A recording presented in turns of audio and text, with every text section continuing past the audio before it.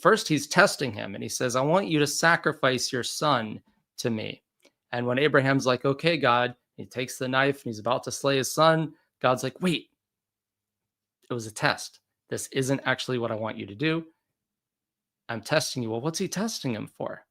Well, he's testing to see if you truly believe that promise that through this son, you're going to have this offspring.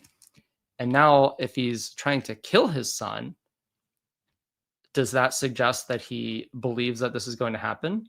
Well, it could mean that he's believing that God will resurrect Isaac from the dead to fulfill his promise. And I think some writers have suggested that interpretation, which I guess is reasonable. But then in 13, it says, Then Abraham lifted his eyes and looked, and there behind him was a ram caught in the thicket. Not a lamb, a ram by its horns. So Abraham went and took the ram and offered it up for a burnt offering instead of his son. So nowhere did God say, I will provide a ram. Nowhere does it say, now that I stopped you from sacrificing your son, now I want you to sacrifice an animal. Nope. Instead, it says God will provide the lamb.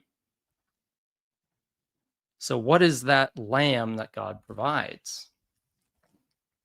Let's go to John chapter 3. So this is the Gospel of John chapter 3, verse 16.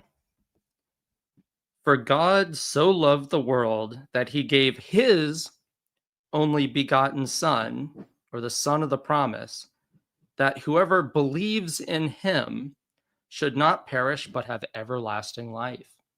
So interesting how God asks Abraham to bring his son of the promise, this only begotten son of his wife, so not this son of this second wife, Hagar, that's not the son of the promise, the illegitimate son, if you will, but the son of the promise, the legitimate, only begotten son through his wife.